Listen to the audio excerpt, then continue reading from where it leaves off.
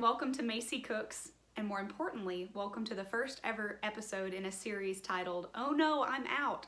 How many times have you been in your kitchen and pulled out all the ingredients to make the perfect cookies and realized you're out of something, like baking soda or baking powder or maybe brown sugar? If you're like me, then this has happened to you more often than you would like to admit, and sometimes you just don't want to go to the grocery store. This series is going to cover a whole array of different things that you may be out of in your kitchen and simple, quick substitutions to make your life a little easier.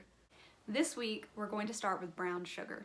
And the reason why is a couple weeks ago, I uploaded the ultimate toffee cookie recipe. And a ton of people reached out and said, we don't have brown sugar, can we substitute for granulated?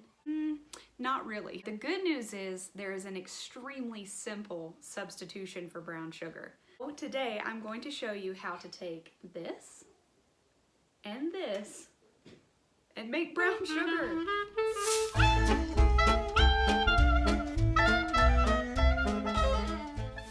But first, let's get sciencey. The first thing to keep in mind is that granulated white sugar is approximately 99% sucrose, whereas brown sugar is only 95%. Additionally, brown sugar is balanced out with the bitter components of molasses. If your recipe calls for you to cream butter with white sugar, then the ultimate goal is probably for a thick and puffy cookie. Whereas if they ask you to cream the butter with brown sugar, then less gas is going to escape because the brown sugar is acidic and therefore it's causing a more moist and chewy cookie.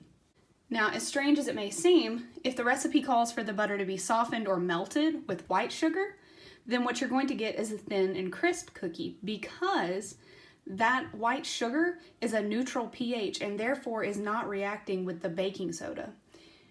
In contrast, if it calls for brown sugar, which is acidic, that acid in the brown sugar is going to create a chemical reaction with the baking soda, causing carbon dioxide to be released and causing your cookie to grow. Fun fact that I didn't know, whenever sugar is harvested from the sugarcane plant, it actually contains molasses. That molasses is later removed and that's why the sugar is white. Now that we understand why we can't simply do a one-to-one swap between brown and white sugar, let me teach you how to make some. We are going to begin with 1 cup of granulated sugar, and to that sugar we are going to add about a tablespoon of molasses. Because this is where it gets extremely complicated. Get mixing. Like always, I ended up switching to my hands. It just makes it easier, guys, okay? I seriously attest that your hand is the best tool you have in the kitchen. At this point, you may be wondering, well, what about dark brown sugar? The answer to that's pretty simple. Light brown sugar contains about 5% molasses, and dark brown contains about 10. So for dark brown sugar, I end up adding almost 2 tablespoons of molasses for every cup of sugar.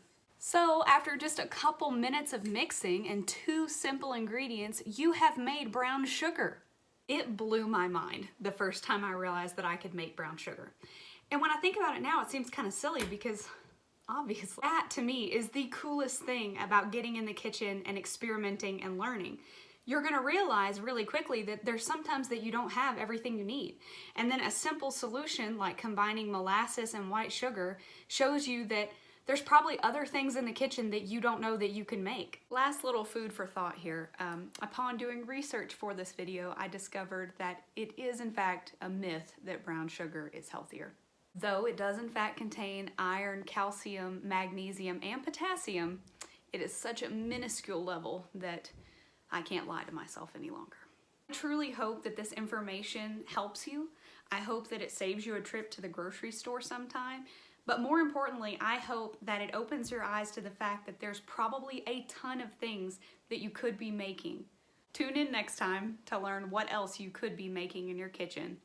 And avoid saying, oh no, I'm out.